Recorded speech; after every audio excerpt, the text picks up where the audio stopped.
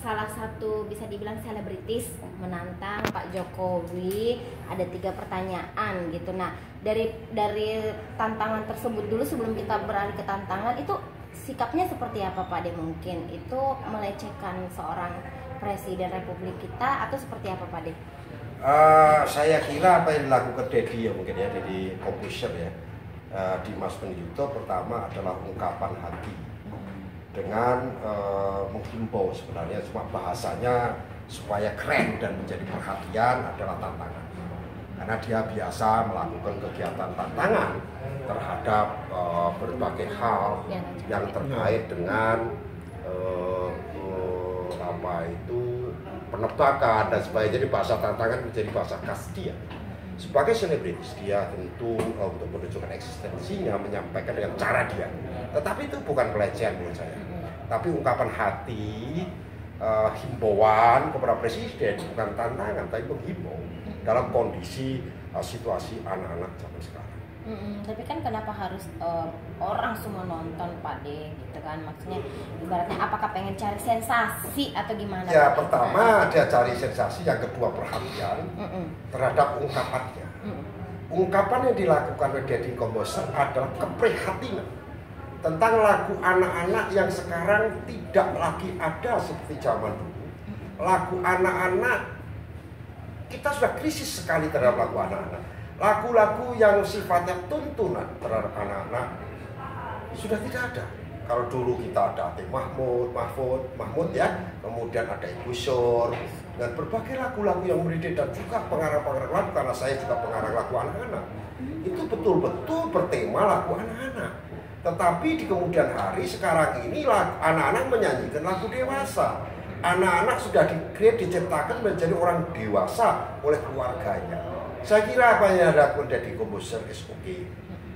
Himbauan ini sebenarnya atau tantangan ini tidak ditujukan kepada presiden, tetapi lebih pada menginspirasi masyarakat sehingga dia mencari perhatian, sehingga kita menyadarkan kepada masyarakat tentang situasi dunia lagu, dunia musik anak-anak zaman sekarang, termasuk tontonan media TV, bahwa sudah tidak sehat media infotainment kita yang tidak memberikan slot kepada anak-anak. Seandainya pun ada lomba lagu anak-anak yang dilakukan lagu dewasa, ini saya kira media TV kita sudah tidak memiliki edukasi lagi seperti zaman dulu. Nah yang kedua Pak De, kebalik tontonannya. Jadi yang dewasa sukanya yang SpongeBob, Upin Ipin gitu. Nah justru yang anak-anak sukanya sinetron gitu. Ya justru ini dunia sudah anormal. Apa yang disampaikan Deddy itu adalah ungkapan hati.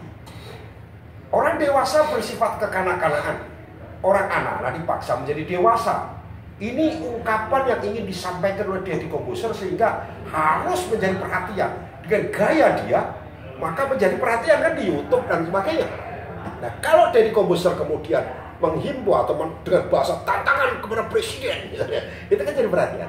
Tapi saya menghimbau kan itu bukan gaya Deddy. Sehingga nggak pas. Apa yang dilakukan oleh Deddy Corbuzier itu sebenarnya menghimbau pada seluruh masyarakat bahwa ada anomali bangsa kita. Orang dewasa bersikap laku kanak-kanak. Di satu sisi anak-anak dipaksa bersikap laku dewasa. Jiwa kita udah kekanak-kanakan. Urusan pilkada saja berebut atau ribut.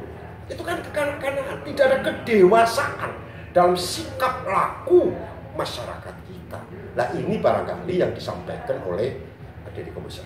Satu lagi Pak De, yang pernah menghina Pancasila gitu kan, di sila keempat apa kelima kalau nggak salah ya Pak De ya, katanya sila keempat apa bunyinya bebek nungging gitu. Nah yang menghina Pancasila bisa dijadikan duta Pancasila Pak De gitu, kenapa gitu katanya? Ya itu mungkin Gotik ya, sama Zaskia Gotik yang membuat tidak hafal Pancasila justru dijadikan duta Pancasila. Itu ketidakdewasanya orang yang mengangkatnya. Ketidakdewasaan. Itu kekanak-kanakan pemimpin kita mengangkat orang yang salah-salah kata justru menjadi duta. Ini kan anormali namanya. Hanya karena ingin terkenal, karena orang yang menyanyikan adalah orang yang menyampaikan orang populer, walaupun salah diangkat menjadi duta. Wah pertimbangannya supaya menjadi baik, tidak bisa seperti itu. Duta Pancasila, artis yang paham Pancasila, yang berperilaku Pancasila juga banyak. Bukan hanya Zaskia Gotik. Inilah contoh keterkaitan apa yang disampaikan oleh Deddy Corbuzier, bahwa banyak pemimpin yang berperilaku kanak-kanak. Orang dewasa berperilaku kanak-kanak. Saya salut kepada Deddy Corbuzier, cara menyampaikan keprihatinan dan kegalauan hatinya, walaupun dengan bahasa, kalau orang lihat belagu amat sih nantang-nantang presiden gitu kan, tapi itu saya kira isinya, yang penting kontennya, apa yang disampaikan oleh Deddy Corbuzier sangat bagus dan tepat.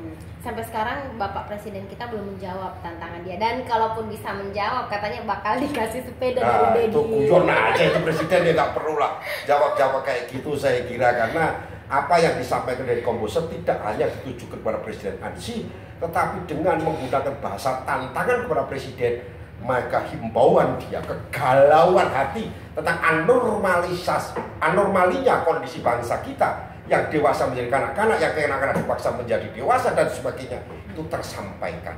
Itu saya kira misi dari apa yang disampaikan oleh Deddy Corbuzier. Oke, Pak De, ada yang pengen sampaikan? Udah cukup Pak De? Cukup. Oke, terima kasih.